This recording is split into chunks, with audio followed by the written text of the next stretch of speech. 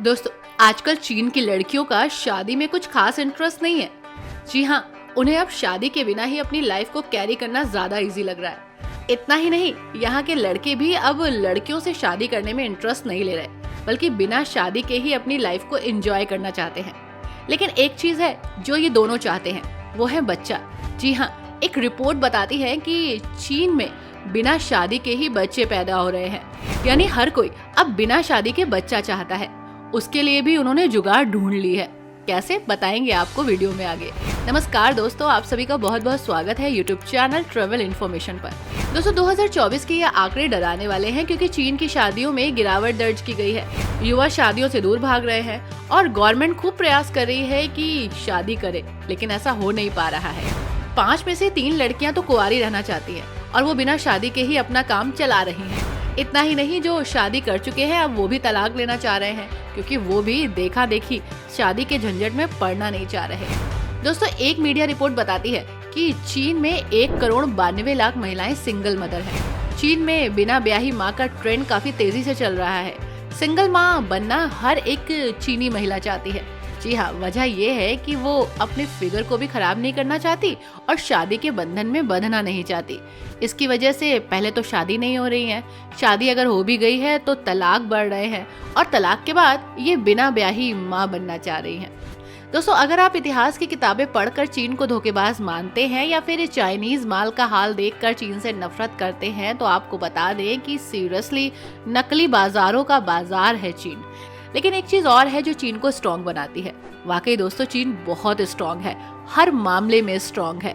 चीन का इंफ्रास्ट्रक्चर, उसकी एजुकेशन, उसका ट्रैफिक सिस्टम, उसका विकास बहुत तेजी से हुआ है। जी हाँ, और यही वजह है कि चीन से आजकल सभी डरते हैं। लेकिन हाँ, भारत नहीं डरता, आंख में आंख डालकर उसको जवाब देता है। कुछ बातें हैं चीन के बारे में जो आज हम आपको बताएंगे, कुछ ऐसे रहस्य जो चीन ने अभी भी छुपा कर रखे हैं। कौन कौन सी हैं वो बातें, चलिए आपको बताते हैं। दोस्तों, चीन में ऐसी कई गगनचुंबती इमारतें हैं जो वीरान पड़ी हैं, उनमें कोई नहीं रहता, फिर भी वहाँ कई बिल्डिंग्स बनाने का काम जोर शोर से चालू है। चीन का लक्ष्य है कि अगले 20 साल तक हर साल 20 शहर बसाए जाए। हालांकि उन शहरों को बसाने की कोई प्लानिंग नहीं है उसके पास। यही वजह है कि वहाँ के कई शहरों को घोस्ट सिटी भी कहा जाता है, क्योंकि यहाँ कोई है ही नहीं। वैसे आपने सुना होगा, लोग कहते हैं कि चीनी लोग कुछ भी खा लेते हैं। ये बात बिल्कुल सच है। सीरियसली, चीन कुछ भी खा लेता है। चिड़िया के घोंसले से बनाए गए सूप की सबसे ज्यादा मांग चीन में है। इसे इटेबल बर्ड नेस्ट कहा जाता है और इसे स्विफ्ट लेग भी कहते हैं। इस सूप की कीमत सुनेंगे ना तो सीरियसली होश उड़ जाएंगे। आपको बता दें कि जिस घोंसले का इस्तेमाल इस सूप के लिए किया जाता है, वो करीब 1.5 लाख रुपए प्रति किलो के हिसाब से बिकता है। अब जरा सोचिए, डिश कितने रुपए किलो होगी। वैसे दोस्तों, इस गंदे से नॉनवेज के साथ ही ये लोग चाय के भी बहुत शौकीन होते हैं। सिर्फ एक ड्रिंक नहीं है यहाँ पर चाय, बल्कि सदियों पुरानी चीनी परंपराओं को अपने में समेटे है। ताजगी के अलावा चीन में चाय सांस्कृतिक आदान प्रदान का एक जरिया भी है। अगर आप चीन जाएं तो चीन में चाय पीने की कला और परंपरा के प्रति सम्मान जरूर दिखाइएगा और इसे जरूर टेस्ट कीजिएगा। लेकिन हाँ, सम्मान दिखाने के चक्कर में कुछ हाव भाव मत दिखा दीजिएगा, क्योंकि चीन में उंगली से इशारा करना असभ्य माना जाता है। जी हाँ, अगर आप हाथ पैर से कोई इशारा करते हैं तो ये लोग आपको बहुत ही असभ्य मानेंगे और हो सकता है इस चक्कर में आपकी इंसल्ट भी हो जाए। चीनी भाषा सीखते समय या चीन की यात्रा करते समय उन्हें समझना भी बहुत जरूरी है, क्योंकि गलत इशारा आपको मुसीबत में डाल सकता है। दोस्तों, चीन का हाई स्पीड रेल नेटवर्क दुनिया में अब तक का सबसे लंबा नेटवर्क है। अकेले 2023 में चीन ने 1700 किलोमीटर से ज्यादा नई हाई स्पीड रेलवे बनाई। चीन में हाई स्पीड ट्रेनें, जिन्हें बुलेट ट्रेन भी कहा जाता है, 400 किलोमीटर प्रति घंटे से ज्यादा की रफ्तार पकड़ सकती है। सुपरफास्ट ट्रेनों के अलावा चीन में 1,77,000 किलोमीटर से ज्यादा लंबे राजमार्ग और 259 नागरिक हवाई अड्डे हैं। यानी उसने अपना इंफ्रास्ट्रक्चर बहुत मजबूत करके रखा है। दोस्तों, चीनी नववर्ष का जश्न 15 दिनों तक चलता है। जी हाँ, अगर आप यहाँ पर न्यू ईयर सेलिब्रेट कर रहे हैं तो 15 दिन आपको मजे आ जाएंगे। आमतौर पर जनवरी या फरवरी में ये मनाया जाता है और चीन में नया साल क्रिसमस से ही ज्यादा फेमस होता है। जी हाँ, लेकिन यहाँ एक और दिलचस्प बात है, दुनिया के कई देश चीनी नववर्ष भी मनाते हैं। यानी चीन तो अपना नववर्ष मनाता है, लेकिन और देश भी इसे फॉलो करते हैं। क्रिसमस से ज्यादा इम्पोर्टेंस इसे दी जाती है यहाँ पर। दोस्तों, चीन इटली के साथ दुनिया में सबसे अधिक यूनेस्को स्थल रखता है। चीन में सबसे अधिक देखे जाने वाली यूनेस्को साइट्स भी हैं। बीजिंग में फॉरबिडन सिटी, चीन की महान दीवार, बीजिंग में समर पैलेस और बीजिंग में स्वर्ग का मंदिर और विश्व प्रसिद्ध टेराकोटा सेना। इन सब के बारे में हम आपको आगे विस्तार से बताएंगे और सीरियसली ये वो जगह है जिसके रहस्य सुनकर आपके रोंगटे खड़े हो जाएंगे। दोस्तों, चीन में नकली अंडे और प्लास्टिक से बने नकली चावल बेचे जाने की घटनाएं कई बार सामने आई। इन नकली उत्पादों में खतरनाक केमिकल्स होते हैं जो स्वास्थ्य के लिए बहुत ही हानिकारक हैं।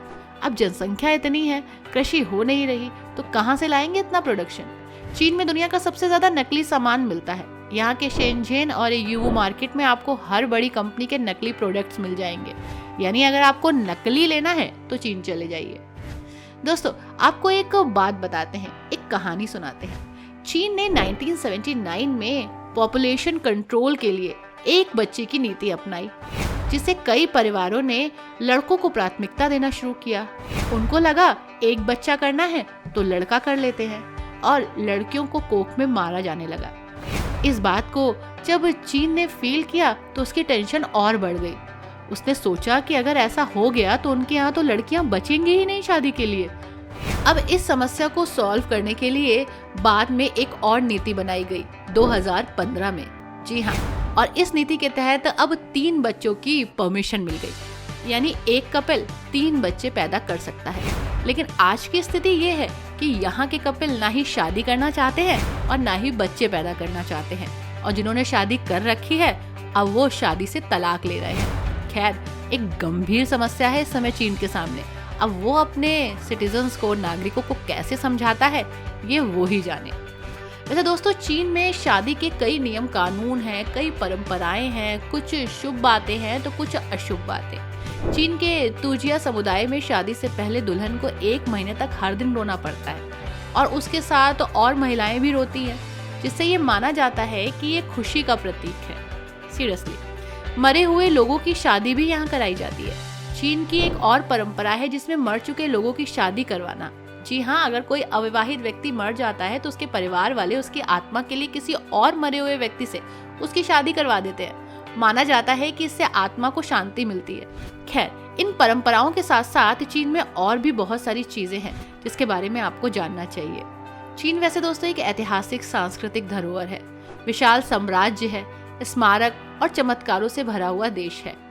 चीन की दीवार के बारे में बताना सूरज को दिया दिखाने जैसा लगता है। बीजिंग और उत्तरी चीन के विभिन्न भागों में फैली है चीन की महान दीवार, दुनिया का सबसे लंबा मानव निर्मित संरचना। चीन की महान दीवार दुनिया के 7 अजूबों में से एक है दोस्तों, और ये लगभग 21,196 किलोमीटर लंबी है। ये दीवार प्राचीन चीनी साम्राज्यों द्वारा विदेशी आक्रमणकारियों से सुरक्षा के लिए बनाई गई थी। इसे पहली बार किंग वंश के दौरान 7वीं शताब्दी ईसा पूर्व में बनाना शुरू किया गया था और कई शासकों द्वारा इसे मजबूत किया गया। दोस्तों, फॉरबिडन सिटी जाना मत भूलिएगा, दुनिया का सबसे बड़ा प्राचीन महल परिसर है ये। फॉरबिडन सिटी मिंग और चिंग राजवंशों के सम्राटों का शाही महल था। 1420 में से बनाया गया, 500 सालों तक चीन की राजनीतिक और सांस्कृतिक शक्ति का केंद्र रहा। इसे फॉरबिडन शहर इसलिए कहा गया क्योंकि आम लोगों को यहाँ पर प्रवेश करने की अनुमति नहीं थी, लेकिन अब मिल चुकी है। दोस्तों, दिस इज तियानमेन स्क्वायर, दुनिया का सबसे बड़ा सार्वजनिक चौक है ये स्क्वायर चीन के राजनीतिक और ऐतिहासिक घटनाओं का केंद्र रहा है। सबसे बड़े सार्वजनिक चौकों में से एक है ये दुनिया के, और यहाँ कई महत्वपूर्ण इमारतें भी हैं जिनको देखने के लिए, एक्सप्लोर करने के लिए लोग आते हैं। नेशनल म्यूजियम है जो संस्कृति और इतिहास के बारे में बताते हैं। अब अगर आप चीन जा रहे हैं तो टेराकोटा आर्मी के बारे में नहीं जाना तो क्या ही जाना। दोस्तों, टेराकोटा आर्मी चीन के पहले सम्राट किन शी हुआंग की दफन सेना है। ये मिट्टी की मूर्तियों का एक संग्रह है। इन मूर्तियों को 210 और 209 ईसा पूर्व में सम्राट के साथ दफनाया गया था। इन मूर्तियों को बनाने का मकसद मृत्यु के बाद सम्राट की रक्षा करना था। इन मूर्तियों को बनाने का काम शियान शहर के पास किया गया।